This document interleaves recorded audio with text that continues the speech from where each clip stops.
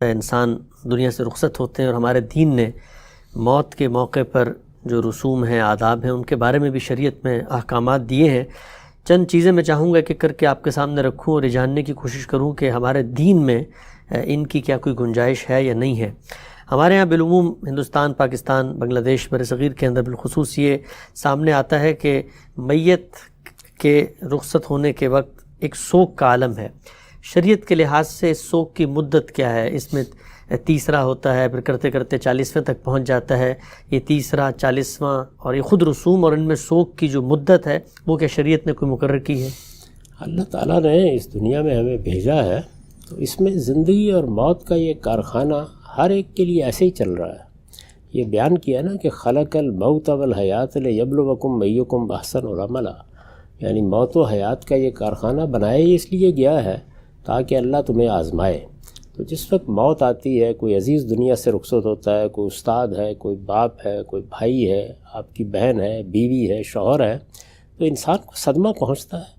یہ صدمہ پہنچنا بھی بڑی فطری چیز ہے، آنکھوں سے آنسو بہہ نکلنا بھی بالکل فطری چیز ہے۔ اس لیے فطری اظہار پر دین میں کوئی پابندی نہیں لگائی گئی، لیکن اس کو حدود میں رہنا چاہیے۔ وہ حدود رسالت مآب صلی اللہ علیہ وسلم نے مختلف موقعوں پر واضح فرمائے ہیں۔ نوحہ نہ کیا جائے، بین نہ کیے جائے، چیخا نہ جائے، اس طرح کی آوازیں بلند نہ کی جائیں کہ جو ناشکری پر محمول کی جا سکیں۔ اللہ تعالیٰ کے ساتھ تعلق کا اظہار کیا جائے، اس موقعوں پر خود موت کو یاد کیا جائے۔ اگر انسان صدمے کی کیفیت سے ہو تو خاموشی کو ترجیح دے، اللہ کی کتاب کی طرف رجوع کرے، اچھی نیکی اور خیر کی باتیں کرے اور سنیں، تو ان چیزوں کا اہتمام کرنا چاہیے۔ لیکن صدمہ پہنچا ہے تو فطری طور پر کچھ وقت گزرے گا، جس کے بعد انسان سنبھلنا شروع ہوتا ہے۔ اس میں بھی رسالت مآب صلی اللہ علیہ وسلم نے یہ فرمایا کہ 3 دن بہت ہیں، یعنی اگر تم 3 دن لوگوں سے تعزیت کے لیے بیٹھ گئے ہو، یا تم نے کام چھوڑ دیا ہے، یا اس صدمے کی کیفیت میں بسر کر رہے ہو، تو بس یہ بہت ہیں۔ اس کے بعد اپنے آپ کو نکالنے کی صحیح کرنی چاہیے۔ اور یہ دنیا چونکہ دارالعمل ہے تو آپ موت ہی کے ساتھ وابستہ ہو کر تو نہیں رہ سکتے۔ لوگ آ رہے ہیں، لوگ جا رہے ہیں، آپ کے بہت عزیز دنیا سے رخصت ہو جاتے ہیں۔ آپ دیکھیں اولاد سے بڑھ کر کیا چیز ہوتی ہے، لیکن رسالت مآب صلی اللہ علیہ وسلم کو اپنی آغوش میں بیٹھے ہوئے بچوں کو رخصت کرنا پڑا ہے۔ تو اس میں نہ کوئی پیغمبروں کا استثناء ہے، نہ کوئی بڑے لوگوں کا استثناء ہے، نہ کوئی اللہ کے نیک بندوں کا استثناء ہے۔ اس کو ایک حقیقت کے طور پر قبول کر کے ہی زندگی بسر کی جا سکتی ہے۔ تو ہمارے دین نے ہمیں یہ تعلیم دی ہے کہ نہ تو اس موقع پر جزا فضا کریں جس سے بے صبری کا اظہار ہو، پھر صبر کیا جائے، اور صبر کی اللہ تعالیٰ نے بہت غیر معمولی جزا بیان کی ہے۔ یعنی وہ صبر ہے کہ جس کے ساتھ اللہ کی معیت حاصل ہوتی ہے، صبر ہے کہ جس کے نتیجے میں آپ کو اللہ تعالیٰ کی رحمتیں ملتی ہیں، اور صبر ہی ہے کہ جس کا صلہ اللہ تعالیٰ نے کہا کہ جنت ہے۔ یعنی بحیثیت مجموعی ہماری پوری زندگی کو صبر کا آئینہ دار ہونا چاہیے۔ تو 3 دن بہت کافی ہیں۔ 3 دن کے بعد آپ جائیے دنیا کے معاملات میں مصروف ہو جائیے، اور اگر آپ دنیا کے معاملات میں یا دین کے معاملات میں جو بھی آپ کی ذمہ داریاں مصروف ہوں گے تو امید ہے کہ صدمے کی کیفیت میں بھی کمی آئے گی۔ یعنی وہ خود بھی ایک علاج بن جاتا ہے، آدمی کا دماغ پلٹتا ہے، کوئی ذہن دوسری جانب متوجہ ہوتا ہے، خیالات میں تبدیلی آتی ہے۔ ورنہ تو ظاہر ہے کہ صدمے کی کیفیت میں آپ بیٹھے رہیں گے تو وہی چیز زیادہ اثر انداز ہو جائے گی۔ بعض لوگ زیادہ حساس بھی ہوتے ہیں، تو کوشش کرنی چاہیے کہ جتنی جلدی ممکن ہو اس سے نکل جائے۔ اس کے بعد یہ جو رسوم ہمارے یہاں بنا لی گئی ہے، یہ کل شریف ہے اور یہ 40واں ہے اور یہ جمعرات ہے، یہ ہندوستان کی چیزیں ہیں، اس کا دین سے کوئی تعلق نہیں ہے۔ اور اگر ان میں کوئی دینی چیز شامل کی جائے گی تو اس میں کوئی شبہ نہیں کہ اسے بدعت قرار دیا جائے گا، اور بدعت سے ہر حال میں اپنے آپ کو محفوظ رکھنا چاہیے۔ ٹھیک۔ اچھا، ہم سے بھی جب کوئی رخصت ہوتا ہے تو کہا ہی جاتا ہے کہ اس کا بوسہ لینا، اس کی بھی ممانعت ہے، کباہت ہے۔ خواتین ہیں، کوئی والد رخصت ہوئے ان کو روکا جاتا ہے۔ اسی طریقے سے کہا جاتا ہے کہ جب وہ رخصت ہو گئے تو جو رشتے تھے اب وہ ختم ہو گئے ہیں، لہٰذا اب وہ محرم نہ محرم کی جو قیود ہے وہ واپس آ جائیں گی، غسل نہیں دے سکتے وہ لوگ جن سے ان کا محرم کا رشتہ نہیں تھا، دیکھ نہیں سکتے۔ تو یہ بتائیے گا کہ جس وقت کوئی رخصت ہوتا ہے تو اس کو کیا بوسہ دیا جا سکتا ہے؟ اسی طریقے سے کیا اس کی جو بیوی ہے یا اس کی کوئی بہن ہے وہ اس کے ساتھ اس طرح کا معاملہ کر سکتی ہے جو انتقال ہونے کے بعد بھی کیا وہ رشتے برقرار رہتے ہیں؟ میرے بھائی، یہ جتنی چیزیں ہیں یہ کہاں سے آئی ہیں؟ کیا اللہ نے کہی ہیں؟ کیا اللہ کے رسول نے کہی ہیں؟ کیوں رشتے ختم ہو جائیں گے؟ یعنی رشتہ صرف اپنے اندر چند الفاظ کے بولنے ہی کو محمول نہیں کرتا، رشتہ تو اصل میں ایک تعلق کا نام ہے. یہ تعلق کیسے ختم ہو جائے گا؟ یعنی میرا بیٹا ہے تو وہ بیٹا نہیں رہے گا جب دنیا سے رخصت ہو جائے گا. میرا باپ ہے تو وہ باپ نہیں رہے گا. یہ اسی کا جسد خاکی ہے جس کو ہم سپرد خاک کر رہے ہوتے ہیں، احترام کر رہے ہوتے ہیں. چنانچہ نہ بوسہ لینے میں کوئی حرج ہے، نہ اسی طرح تدفین میں اور تجہیز میں کوئی مسئلہ ہے. یہ معلوم ہے کہ سیدنا ابوبکر صدیق کی اہلیہ ہی نے ان کو غسل دیا تھا. اس میں کوئی حرج کی بات نہیں. یہ سب چیزیں معلوم نہیں کہاں سے ہمارے ہاں آ گئی ہیں. ایسی کسی چیز کی کوئی ممانعت نہیں. ٹھیک. اچھا غالب صاحب، اس طرح ہم نے دیکھا ہے کہ جب رخصت ہوتا ہے کوئی شخص تو ہمارے ہاں غلاف کعبہ کے کوئی دھاگے جو ہے وہ ملتے ہیں، وہ اس کی آنکھوں میں رکھے جاتے ہیں. اس طریقے سے کہتے ہیں کہ جب آپ جنازہ گاہ سے واپس آتے ہیں گھر میں تو پھر آپ کچھ کھانے کو دیتے ہیں. اس کو قبر کے توشے سے تعبیر کیا جاتا ہے. تو یہ دونوں چیزیں کیا کرنا جائز ہے؟ دیکھیے، کوئی آدمی اگر کوئی چیز رکھنا چاہتا ہے تو رکھ لے، لیکن یہ کہ کس لیے، یعنی پیش نظر کیا ہے. غلاف کعبہ کا ٹکڑا آپ رکھ دیں یا حرم کی اینٹ لا کے رکھ دیں، اس سے کوئی فرق نہیں واقع ہوگا. اصل چیز تو اعمال ہیں جو آدمی وہاں لے کے گیا ہے اور اپنے پیچھے جو اچھی روایت چھوڑ کر گیا ہے. یہی چیزیں ہیں کہ جو آدمی کے لیے اجر کا باعث بھی بنتی ہیں، اللہ کے ہاں بھی اس کے لیے فضیلت کا باعث بنیں گی. رسالت میں آپ صلی اللہ علیہ وسلم نے فرمایا ہے نا کہ آدمی جب دنیا سے رخصت ہوتا ہے تو ینقطع عمل ابن آدم الا بثلاث. 3 ہی چیزیں ہیں جو باقی رہ جاتی ہیں، ورنہ ہر عمل بالکل ختم ہو جاتا ہے.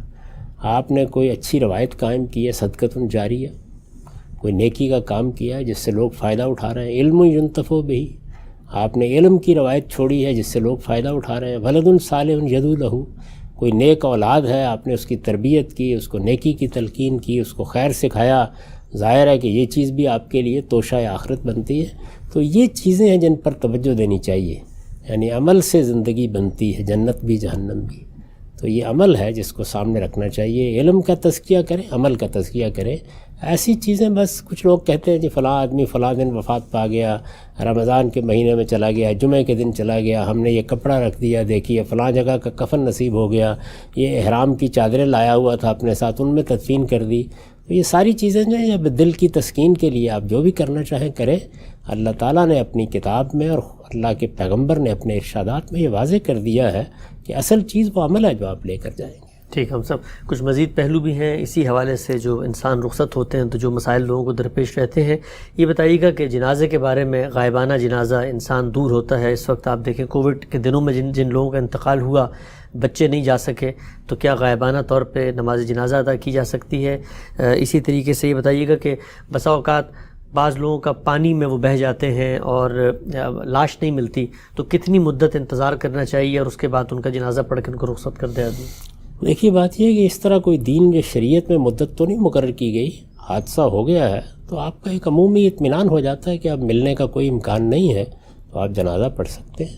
میرے نزدیک میں اس سے پہلے عرض کر چکا ہوں کہ اس طرح کی صورتحال جو اب پیدا ہوئی، ایک وبا کا معاملہ رہا ہے اور اب دنیا میں لوگ بہت دور دور تک جا چکے ہیں. بعض موقعوں پر آپ کو فلائٹس نہیں ملتی، جانے کے مواقع نہیں ہوتے.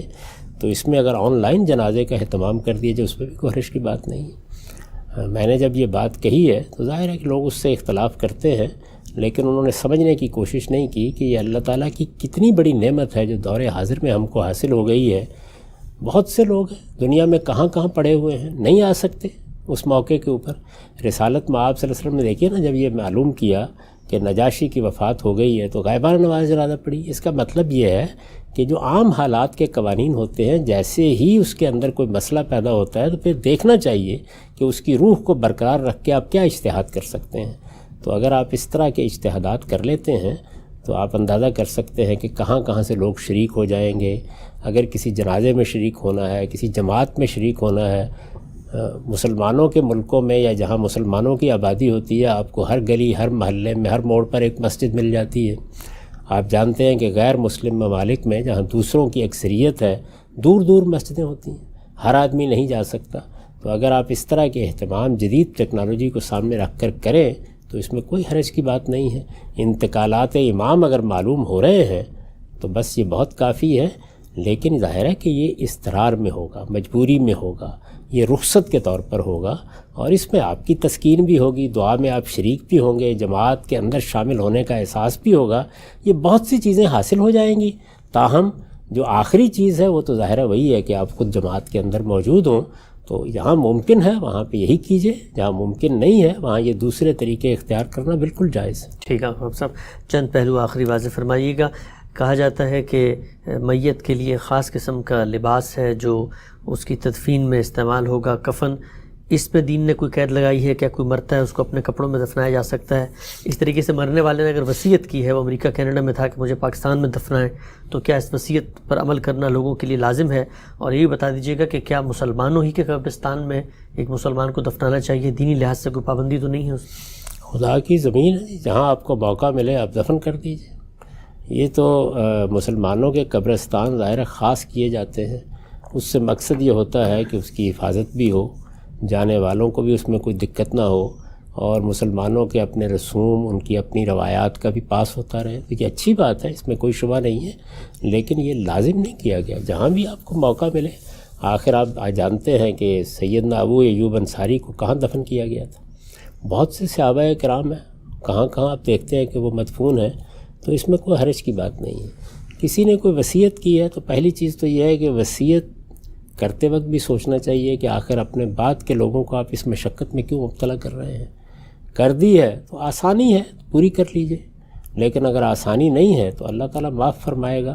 جب کوئی آدمی کو بات کہہ دیتا ہے تو اصولاً تو کوشش کرنی چاہیے نا کہ اس کی بات پہ عمل کیا جائے، دونوں جانب نصیحت کرنی چاہیے، ایسی وصیت کی چیزیں نہ کی جائیں، اور اگر کی گئی ہے تو بس حق المقدور، یعنی اس کو مسئلہ نہ بنا لیا جائے۔ ہو سکتا ہے حالات نہ ہوں، ہو سکتا ہے وسائل نہ ہوں، ہو سکتا ہے اسباب نہ ہوں، تو بہت سی چیزیں ہیں کہ جو مانع ہو سکتی ہیں، تو اس میں بھی کوئی حرج کی بات نہیں ہے۔ باقی رہ گئی یہ بات کہ آپ نے اس موقع کے اوپر کیا کرنا ہے کیا نہیں کرنا ہے، تو اس کا لحاظ کر لینا چاہیے کہ آپ کی طرف سے کوئی کمی نہ ہو۔ یہ تجہیز تکفین کی جتنی ہدایات ہیں وہ ہمیں کی گئی ہیں۔ ایک بندہ کہہ دیتا ہے، جیسے سیدنا صدیق نے کہا کہ پرانے کپڑے ہی ٹھیک ہیں، یعنی کسی آدمی کا، یعنی یہ یوں نہیں ہے کہ کوئی لازم کر دیا گیا ہے، لیکن یہ تاکید ضرور کی گئی ہے کہ جب ہم اپنے بھائی کو رخصت کر رہے ہیں یا اس کے جسد خاکی کو سپرد خاک کر رہے ہیں، تو اپنی طرف سے ایک اچھا صاف ستھرا لباس پہنا کر ہی اس کو رخصت کریں۔ اس کے لیے ہمارے ہاں ایک روایت موجود ہے تجہیز و تکفین کی، کوئی وجہ نہیں کہ اس کی خلاف ورزی کی جائے۔ اس کے لیے رسالت مآب صلی اللہ علیہ وسلم نے بھی تلقین فرمائی ہے، تو عام حالات میں اس کا لحاظ کرنا چاہیے۔ اگر کسی موقع پر وہ میسر نہ ہو یا کوئی اور معنی پیش آ جائے اور آپ جو لباس پہنے ہوئے ہیں اسی میں دفن کر دیا جائے، تو اس میں بھی کوئی حرج کی بات نہیں۔